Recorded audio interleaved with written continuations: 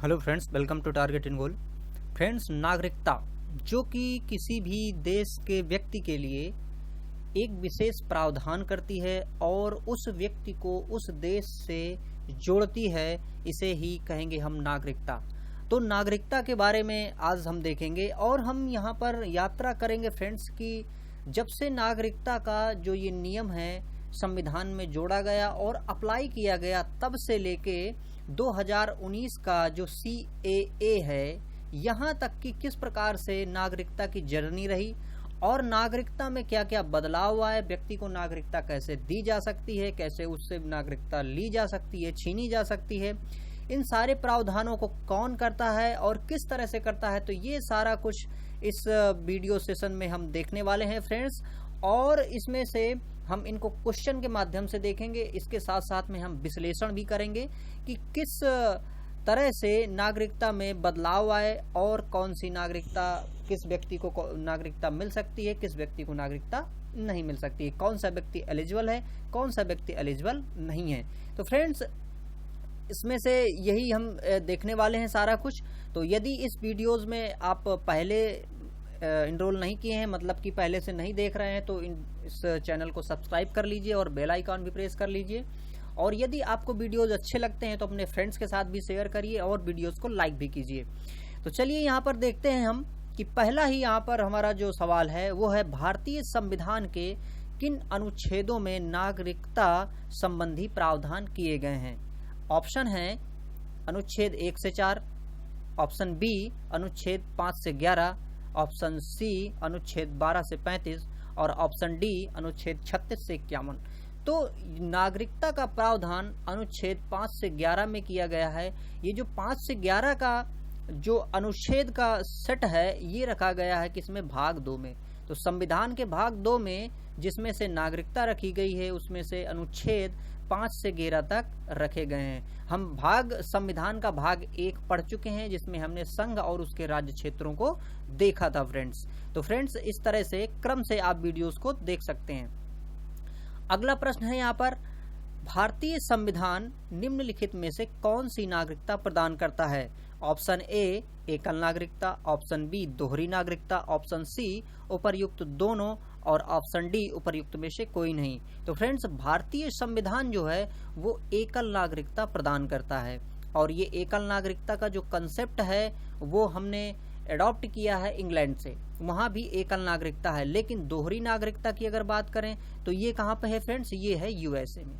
USA में एक राज्य की नागरिकता होती है और एक USA मतलब पूरा होल USA की नागरिकता होती है। लेकिन अगर हम यहाँ पे बात करें तो ऐसा नहीं होता है कि यहाँ पर यूपी की नागरिकता, पंजाब की नागरिकता, फिर इसके बाद देश की नागरिकता, ऐसा नहीं। हम सब इंडियंस हैं, इसका मतलब है कि हमारी एकल नागरिकता यहाँ पर है।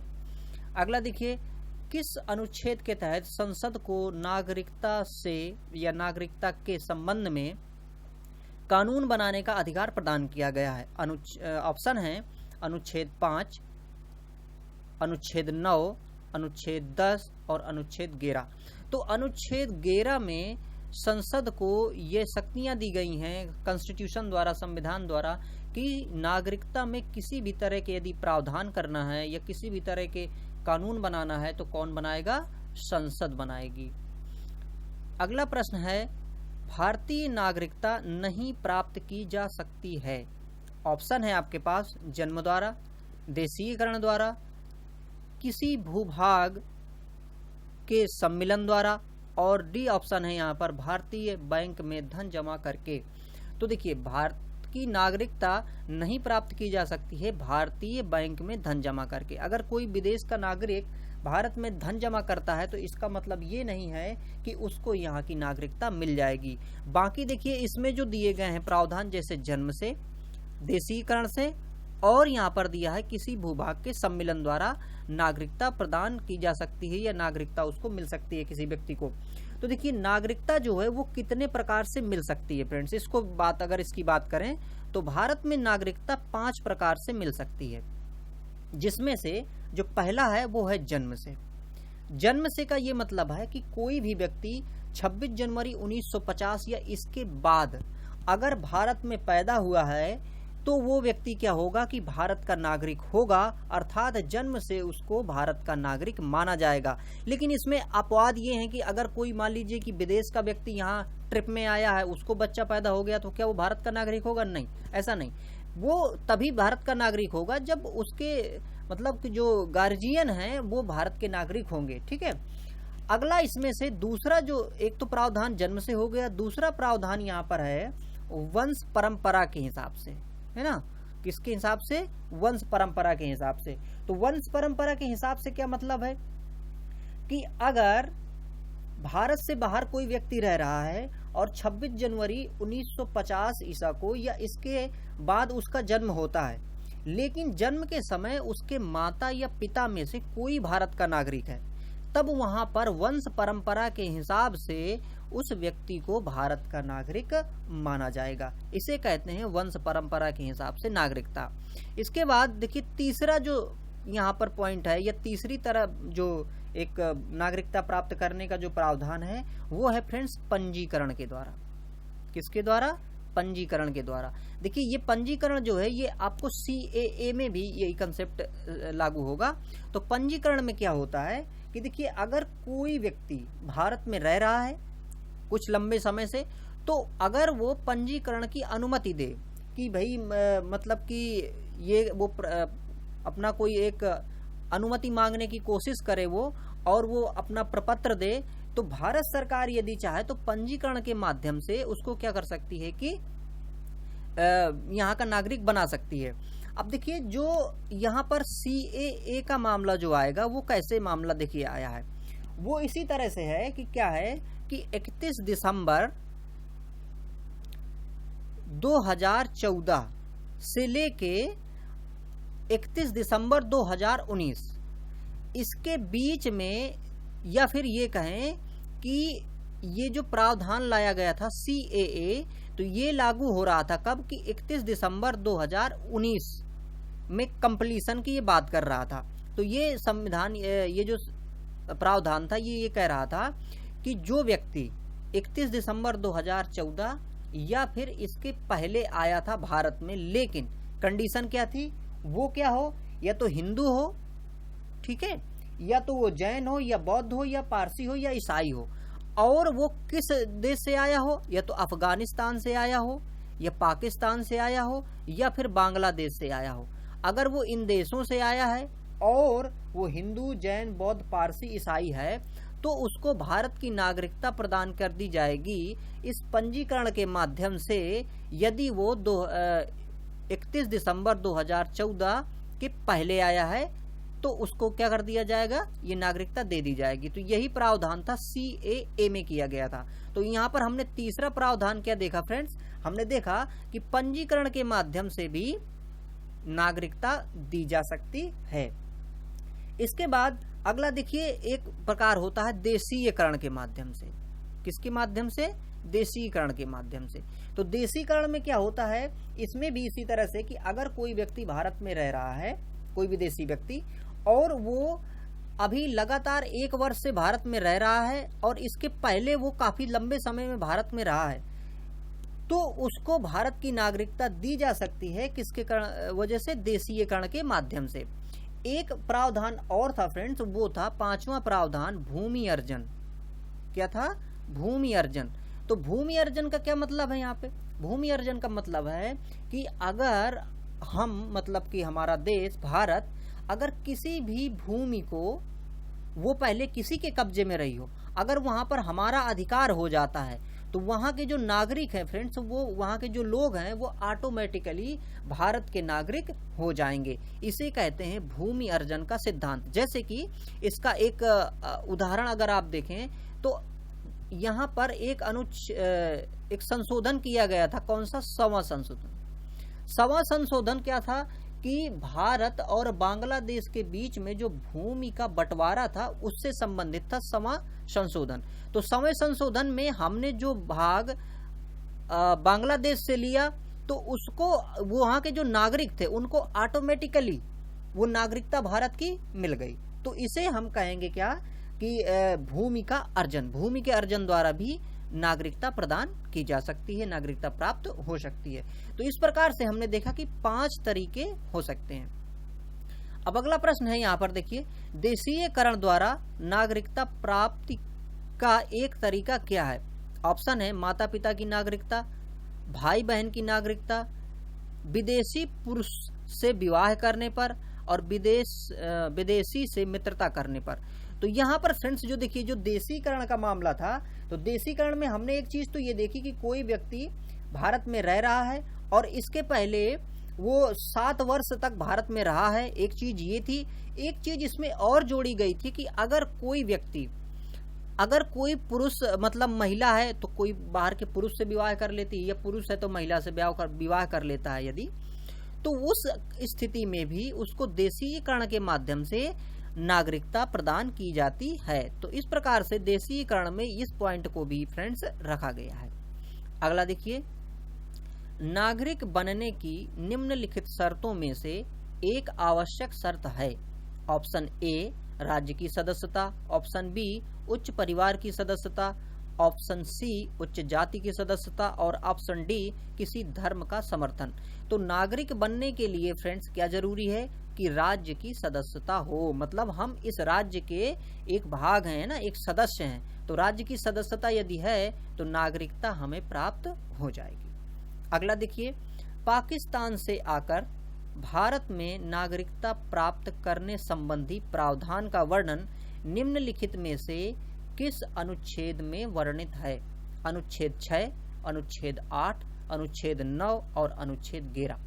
तो ये है फ्रेंड्स अनुच्छेद 6 में। अब देखिए कैसे, देखिए जब देश का विभाजन हुआ 1947 में, तो विभाजन के बाद क्या हुआ कि जो यहाँ के लोग थे काफी, तो कुछ लोग यहाँ से कहाँ चले गए?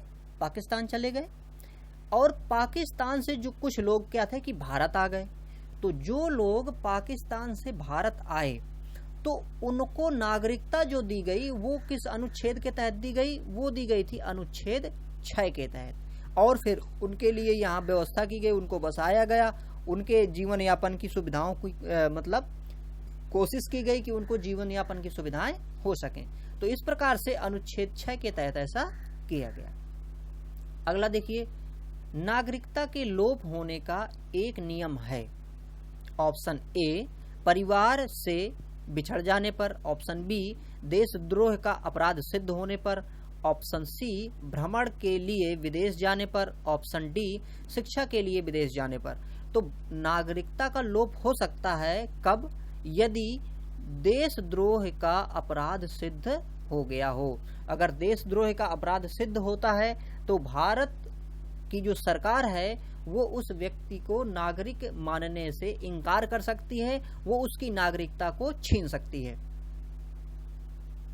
अगला देखिए, एक व्यक्ति नागरिकता के अधिकार कैसे खो सकता है? एक कारण हो सकता है। क्या हो सकता है उनमें से एक कारण? एक व्यक्ति किसी दूसरे देश में 2 महीने के लिए चला गया हो, दूसरे देश चला गया हो 2 महीने के लिए। दूसरा ऑप्शन है एक व्यक्ति दूसरे राज्य की नागरिकता ले लेता है। तीसरा है एक व्यक्ति राज्य के लिए कर्तव्यों का प्रदर्शन नहीं करता है। और चौथा ऑप्शन है एक व्यक्ति बहुराष्ट्रीय कंपनी में काम करता है। तो अगर कोई व्यक्ति फ्रेंड्स क्या करता है कि दूसरे देश की अगर नागरिकता ले लेता है तो भारत में उसकी नागरिकता ऑटोमेटिकली समाप्त हो जाती है। तो इस प्रकार से यदि एक व्यक्ति दूसरे राज्य की नागरिकता ले लेता है तो उसकी नागरिकता समाप्त हो सकती है। तो इसलिए ऑप्शन बी यहाँ पर सही है। अगला देखिए, निम्नलिखित में से कौन सी शर्त भारत की नागरिकता प्राप्त करने के लिए नहीं है? ऑप्शन अधिवास, वंशानुक्रम या वंशक्रम, तीसरा है पंजीकरण और चौथा है संपत्ति स्वामित्व। तो इसमें से नागरिकता प्राप्त करने के लिए कौन सा प्रावधान नहीं है? तो यहाँ पर देखिए संपत्ति का स्वामित्व। अगर कोई बाहर का व्यक्ति यहाँ कुछ संपत्ति किसी तरह से बना लेता, मान लीजिए कि जो मल्टीनेशनल कंपनीज होती हैं, एमएनसी कंपनीज होती हैं, उनकी भी यहाँ एक प्रकार से कुछ संपत्ति होती है, लेकिन इसका मतलब वो नहीं कि वो यहाँ के नागरिक हो गए, है ना, या फिर वो कंपनी का जो ऑनर है वो मालिक यहाँ का नागरिक हो गया, ऐसा नहीं। तो संपत्ति के स्वामित्व से कोई भारत का नागरिक नहीं हो सकता है, ये जरूरी नहीं है। तो इस प्रकार से यहाँ पर ऑप्शन डी इसका सही होगा। अगला देखिए, भारत की नागरिकता निम्नलिखित में से किस प्रकार प्राप्त की जा सकती है। ऑप्शन यहाँ पर देखिए हैं, जन्म से, वंशानुक्रम से, देशीयकरण से और उपर्युक्त सभी से। तो फ्रेंड्स किससे प्राप्त की जा सकती है? सभी से प्राप्त की जा सकती है। अभी हमने इस विषय में काफी डिटेल चर्चा वहां पर की है फ्रेंड्स। अगला देखिए, नागरिकता प्राप्त करने व खोने के विषय में विस्तार से चर्चा कहाँ की गई है? ऑप्शन ए संविधान के भाग 2 में, ऑप्शन बी 1955 के नागरिकता कानून में, ऑप्शन सी संविधान की प्रथम अनुसूची में, ऑप्शन डी संसद के विविध अधिनियमों में। तो फ्रेंड्स कहाँ की गई है? ये की गई है 1955 के नागरिकता कानून में। अब देखिए यहाँ पर संविधान का जो भाग 2 है, तो भाग 2 में प्रावधान तो किए गए हैं डेफिनेटली, लेकिन वो प्रावधान इनिशियली प्रावधान थे। इसके बाद में फिर क्या किया कि 1955 में एक नागरिकता कानून बनाया गया था, और ये 1955 का जो नागरिकता कानून है ये बहुत ही महत्वपूर्ण था। इसमें हमने पूरा डिटेल्ड एनालिसिस की थी कि किस तरह से लोगों को नागरिकता मिलेगी, लोगों की नागरिकता छीनी जाएगी, या फिर विदेशी कोई व्यक्ति अगर नागरिकता भारत की चाहता है तो किस किस तरह से हम उसको नागरिकता दे सकते हैं। तो ये सारा डिटेल्ड जो प्रोसीजर रहा है वो नागरिकता कानून 1955 में रहा है। अगला देखिए, किसी व्यक्ति की भारतीय नागरिकता निलंबित की जा सकती है। इसके बाद देखिए कूट में यहाँ पे आंसर देना है इसका। ऑप्शन यहाँ पर देखिए दिया है, यदि कोई व्यक्ति स्वेच्छा से दूसरे देश की नागरिकता ग्रहण कर लेता है। दूसरा ऑप्शन है यहाँ पे, यदि वह नागरिकता के दायित्व से परिचित नहीं है। तीसरा है, यदि भारत सरकार को यह विश्वास हो जाए कि नागरिकता छलपूर्वक प्राप्त की गई है।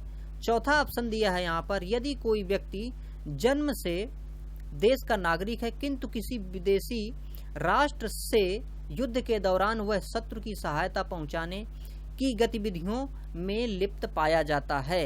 तो इनमें से देखिए किस किस तरह से उसकी नागरिकता खत्म की जा सकती है। तो यहाँ पे ऑप्शन 1 देखिए, इस ऑप्शन में अगर कोई व्यक्ति विदेश की नागरिकता ले लेता है तो उसकी नागरिकता समाप्त हो जाएगी। ऑप्शन बी को देखिए, यदि वह नागरिकता के दायित्व से परिचित नहीं है। तो फ्रेंड्स इसके अनुसार व्यक्ति की नागरिकता नहीं छीनी जा सकती है। कैसे? जैसे मान लीजिए अपना ही देश है, तो अपने देश में मान लीजिए कि यहाँ का कोई व्यक्ति है और वो व्यक्ति क्या है कि अशिक्षित है, बहुत पिछड़ा है, कोई आदिवासी है, उसको अपने नागरिकता का मतलब मूल्य मालूम ही नहीं है या उसके दायित्व को मालूम ही नहीं है। फिर भी लेकिन क्या हम ऐसा कह देंगे कि वो नागरिक नहीं है या फिर उसकी नागरिकता छीन लेंगे? नहीं, ऐसा नहीं करेंगे। तो यहाँ पे ऑप्शन बी क्या है देखिए गलत है। फिर अगला देखिए सी, देखिए तीसरा ऑप्शन देखते हैं यहाँ पे, यदि भारत सरकार को यह विश्वास हो जाए कि नागरिकता छल पूर्वक अगर ली गई है तब भी सरकार क्या कर सकती है? नागरिकता छीन सकती है। तो ये ऑप्शन सही है। अगला देखिए, अगर कोई व्यक्ति विदेश का कोई शत्रु देश है अगर उसकी सहायता करता है तब भी नागरिकता छीनी जा सकती है। तो इसका देखिए सही क्या होगा? 1, 3, 4। तो 1, 3, 4 कूट में सी नंबर पे दिया है, तो इस प्रकार से सी ऑप्शन इसका सही होगा। अगला देखिए, नागरिकता संशोधन अधिनियम 1992 के अनुसार क्या किया गया है? इसमें से देखिए, तो देखिए अपना जो नागरिकता कानून कितना था? 55 था। उसी 55 को 1955 वाले को फिर बार बार संशोधित किया गया है। वही उसी को संशोधित करके यहाँ पर 2019 में भी संशोधन सीए लाया गया, ये सब चीजें की गई हैं। तो यहाँ पर देखिए जो ये नागरिकता संशोधन अधिनियम है 1992 का, मतलब कि इसमें संशोधन किया गया, तो वो क्या संशोधन किया गया है उसके बारे में फ्रेंड्स यहाँ पर हमें बताना है। ऑप्शन ए देखिए, किसी भी बच्चे को भारत में जन्म लेने के कारण स्वतः भारतीय नागरिकता नहीं दी जाएगी। दूसरा ऑप्शन है, भारतीय पुरुष से विवाह करने वाली विदेशी महिला को भारतीय नागरिकता प्राप्त करने का अधिकार मिला। तीसरा है, भारत के बाहर पैदा होने वाले बच्चों को यदि उसकी मां भारतीय है तो उसे भारतीय नागरिकता प्राप्त होगी। और चौथा ऑप्शन है यहाँ पे उपर्युक्त सभी। तो फ्रेंड्स यहाँ पर देखिए जो सी ऑप्शन है, ये ऑप्शन यहाँ पे सही है कि मतलब भारत के बाहर पैदा होने वाला यदि कोई बच्चा है और उसकी माँ भारतीय है तो वहां पर उस बच्चे को भारतीय नागरिकता मिल जाएगी। ये प्रावधान किया गया था किसमें? नागरिकता संशोधन अधिनियम 1992 में किया गया था। अगला देखिए, कितने वर्षों तक लगातार बाहर रहने पर नागरिकता समाप्त हो जाती है? ऑप्शन ए 3 वर्ष, ऑप्शन बी 5 वर्ष, ऑप्शन सी 7 वर्ष और ऑप्शन डी 9 वर्ष। तो यदि कोई व्यक्ति भारत से बाहर रहता है कितने समय के लिए? 7 वर्ष के लिए, तो उसकी नागरिकता समाप्त की जा सकती है। अगला देखिए, लेकिन इसमें एक चीज और देखिए, अब यहाँ पर ऐसा नहीं है कि अगर कोई व्यक्ति बिना कांटेक्ट के रहता है, वो मतलब कि गवर्नमेंट को सूचना नहीं देता है या उसका कोई विशेष पर्पज नहीं है, तो ऐसे केसेस में 7 वर्ष से अगर ज्यादा है व्यक्ति, तब उसकी नागरिकता समाप्त की जा सकती है। अगला देखिए, ऐसे सभी व्यक्ति जो ... या उसके पश्चात भारत में जन्म ग्रहण किया हो, उन्हें जन्मजात भारतीय नागरिक समझा जाएगा। ऑप्शन ए 15 अगस्त 1947, ऑप्शन बी 1 जनवरी 1949, ऑप्शन सी 26 जनवरी 1950 और ऑप्शन डी 15 अगस्त 1950। तो फ्रेंड्स 26 जनवरी 1950 ऑप्शन सी, यानी कि अगर कोई व्यक्ति 26 जनवरी 1950 या इसके बाद भारत में पैदा होता है तो वो भारत का नागरिक, जन्मजात रूप से भारत का नागरिक माना जाएगा। अगला प्रश्न है, निम्न में से किस स्थिति में किसी भारतीय व्यक्ति की भारतीय नागरिकता समाप्त हो सकती है? ऑप्शन ए त्यागने पर, ऑप्शन बी पर्यावसन पर, ऑप्शन सी वंचित किए जाने पर, ऑप्शन डी उपरोक्त सभी में से। तो भारत की जो नागरिकता है किसी व्यक्ति से छीनी जा सकती है या फिर समाप्त हो सकती है उपर्युक्त सभी से। मतलब कि अगर वो त्याग देता है, वंचित हो जाता है या पर्यावसन पर है, तो इन सारी चीजों से उसकी नागरिकता छीनी जा सकती है, समाप्त हो सकती है। अगला देखिए, निम्नलिखित में किस स्थिति में किसी व्यक्ति को भारतीय नागरिकता से वंचित नहीं किया जा सकता है? ऑप्शन ए निर्वाचन के दौरान, आपातकाल के दौरान, युद्ध के दौरान, उपर्युक्त में से सभी। तो देखिए, उपर्युक्त में से सभी मतलब ये कि कोई व्यक्ति है, उस व्यक्ति को बिना वैलिड कारण के नागरिकता से वंचित नहीं किया जा सकता है। इनमें से जो कारण दिए हैं, जैसे कि निर्वाचन के दौरान, तो क्या निर्वाचन के दौरान उसको ऐसा है कि नागरिक घोषित ना कर दें? नहीं, ऐसा नहीं है। आपातकाल के दौरान भी ऐसा नहीं है कि नागरिकता समाप्त कर दें। आपातकाल के दौरान क्या होता है कि जो कुछ मौलिक अधिकार होते हैं वो समाप्त हुआ करते हैं। युद्ध के दौरान ऐसा नहीं है कि अगर युद्ध हो रहा है तो हम नागरिकता समाप्त कर दें। तो उपर्युक्त में से सभी, इन किसी कारण से हम नागरिकता समाप्त नहीं कर सकते हैं। अगला देखिए, भारतीय संविधान में नागरिकता के प्रावधान कब लागू हुए? तो देखिए, नागरिकता का जो प्रावधान है फ्रेंड्स वो कब लागू हुआ था? ऑप्शन है 1950, 1949 और सी ऑप्शन है 1951 और 1952। तो यहाँ पर देखिए हमने 1949 से लागू किया था। ऐसा क्यों? देखिए, हमारा जो पूरा संविधान है, हम तो ये कहेंगे कि 1950 से लागू किए हम, 26 जनवरी 1950 से, लेकिन कुछ प्रावधान हमने संविधान बनने के बाद तुरंत से लागू कर दिए थे क्योंकि वो आवश्यक थे। उन्हीं में से एक नागरिकता का ये जो कानून था, नागरिकता का जो संविधान का कॉन्स्टिट्यूशन का जो पार्ट था, उसको जरूरी था लगाना, क्योंकि तभी तो हम डिसाइड कर पाएंगे कि कौन अपना नागरिक है, कौन नागरिक नहीं है। तो उस समय हमने क्या किया था कि 1949 में ऐसा प्रावधान लागू कर दिया था। तो देखिए, एसएससी में पूछा गया था ये प्रश्न।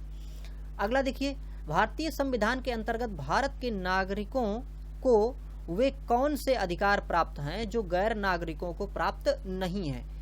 ऑप्शन ए कुछ सार्वजनिक पदों की पात्रता, दूसरा संसद व विधानमंडल के सदस्य होने का अधिकार, ऑप्शन सी अनुच्छेद 15, 16 एवं 19 द्वारा प्रदत्त मौलिक अधिकार, ऑप्शन डी उपर्युक्त सभी। तो फ्रेंड्स, यहाँ पर उपर्युक्त सभी मतलब कि अगर कोई व्यक्ति नागरिक नहीं है तो उसको कुछ ऐसे पद हैं जहां पर उसको नहीं बैठाया जा सकता, मतलब उसकी पात्रता वहां पे नहीं होगी। दूसरी चीज, अगर संसद व विधानमंडल का अगर उसको सदस्य बनना है, ठीक है, मतलब ये कहें कि अगर उसको विधायक का या सांसद का अगर चुनाव लड़ना है, अगर वो यहाँ का नागरिक नहीं है तो वो चुनाव नहीं लड़ सकता है। अगली चीज, अनुच्छेद 15, 16 और 19। देखिए, ये क्या है? मौलिक अधिकार है फ्रेंड। तो मौलिक अधिकार दो तरह के होते हैं। एक ऐसे होते हैं कि जो सिर्फ नागरिकों को प्राप्त होते हैं, और एक ऐसे होते हैं जो व्यक्ति को प्राप्त होते हैं। व्यक्ति का मतलब फिर तो विदेशी हो या अपना देश का हो, सारे में। तो इनमें से देखिए 15, 16 और 19 ये ऐसे अधिकार हैं जो नागरिकों को वही प्राप्त हैं। तो इस प्रकार से इन अधिकारों को भी विदेशियों को, जो भारत का नागरिक नहीं है, उनको नहीं दिया जा सकता है। अगला देखिए फ्रेंड्स, संविधान द्वारा प्रदत्त नागरिकता के संबंध में संसद ने एक व्यापक नागरिकता अधिनियम कब बनाया? तो व्यापक जो नागरिकता अधिनियम बनाया वो कब? 1950, 1952, 1955 और 1960। तो कब बनाया फ्रेंड्स? 1955, ऑप्शन सी सही है। और इसी को हमने अभी चर्चा की थी कि इसी को बार बार क्या किया गया है, उसको संशोधित किया गया है। अगला देखिए, भारत में एकल नागरिकता की अवधारणा अपनाई गई। कहाँ से अपनाई गई? इंग्लैंड से, यूएसए से, कनाडा से और फ्रांस से। कहाँ से अपनाई गई फ्रेंड्स? इंग्लैंड से। ऑप्शन ए इसका सही है। अगला देखिए, भारत में रहने वाला ब्रिटिश नागरिक दावा नहीं कर सकता है। अगर ब्रिटिश का कोई नागरिक है, भारत में रह रहा है, तो किस चीज का दावा नहीं कर सकता है? ऑप्शन ए, व्यापार और व्यवसाय की स्वतंत्रता का अधिकार। ऑप्शन बी, विधि के समक्ष समता का अधिकार। ऑप्शन सी, जीवन और व्यक्तिगत स्वतंत्रता की सुरक्षा के अधिकार का। और ऑप्शन डी है, धर्म की स्वतंत्रता के अधिकार का। तो फ्रेंड्स, वो क्या नहीं कर सकता है? वो व्यापार के लिए बात नहीं कर सकता है कि हमें व्यापार और व्यवसाय के लिए स्वतंत्रता चाहिए, जैसे कि भारत में दी जा रही है भारत के नागरिकों को। ऐसा वो नहीं कर सकता है फ्रेंड्स। तो इस प्रकार से ऑप्शन ये सही होगा। ये देखिए आईएएस में क्वेश्चन पूछा गया था फ्रेंड्स।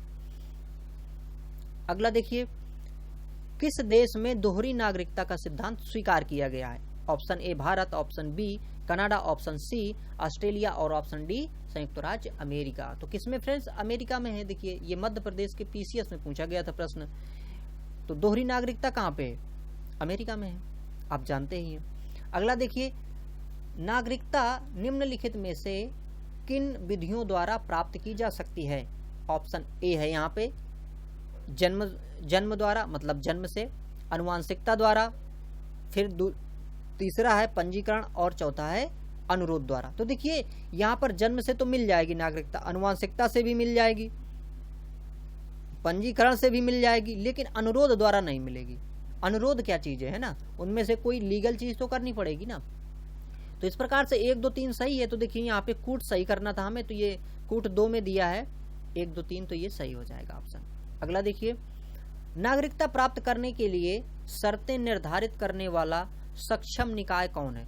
मतलब नागरिकता अगर प्राप्त करना है तो उसकी जो शर्तें हैं, नियम हैं, वो कौन निर्धारित करता है? ऑप्शन ए चुनाव आयोग, ऑप्शन बी राष्ट्रपति, ऑप्शन सी संसद और ऑप्शन डी संसद और विधानसभाएं। तो फ्रेंड्स कौन ये करता है? ये करता है संसद। तो संसद ही बताता है कि किसी व्यक्ति को नागरिकता कैसे दी जा सकती है। तो फ्रेंड्स ये क्वेश्चन थे नागरिकता से संबंधित। और फ्रेंड्स यदि आप इस वीडियोस को जो भी क्रम से हम बना रहे हैं, यदि आप क्रम से इनको देखेंगे तो आप पाएंगे कि अगर इन वीडियोस को आप 2 बार देख लें तो आपको ऑटोमेटिकली मुंह जबानी जिसे कहते हैं ना, वैसे ही आपको ढेर सारी चीजें ऐसे ही याद हो जाएंगी आपको सुनते सुनते। तो फ्रेंड्स मैं आपसे यही कहूंगा कि ये देखिए पॉलिटी का हो या फिर इसके बाद जो हमने और चीजें बनाई हैं, जैसे कि मान लीजिए कि जियोग्राफी है, इसके बाद हमने यूपी स्पेशल बनाया है, इसके बाद हमने साइंस की बहुत सारी चीजें रखी हैं। आप उनको सिर्फ क्रम से सिर्फ सुनते जाइए फ्रेंड्स, ध्यान से सुनते जाइए, उनका विश्लेषण सुनते जाइए और विश्वास मानिए कि आप इतना बेहतर प्रदर्शन करेंगे कि आप सोच भी नहीं सकते हैं। और ये जो कंटेंट है फ्रेंड्स, ये कंटेंट बहुत ही बेहतर है। आप कोई भी वनडे अगर एग्जाम दे रहे हैं तो उस वनडे के एग्जाम से भी ये थोड़ा सा अपर है, क्योंकि देखिए कंपटीशन कितना भी हाई होगा, आप फाइट कर जाएंगे यदि आप अच्छा पढ़ रहे हैं। तो फ्रेंड्स मुझे विश्वास है कि आपको ये चीजें अच्छी लग रही होंगी। तो फ्रेंड्स यदि अच्छी लग रही हैं तो इन वीडियोस को लाइक करें और दोस्तों के साथ शेयर करें। तो फ्रेंड्स इस वीडियोस को आपने देखा, आपका बहुत बहुत धन्यवाद। Thank you for watching.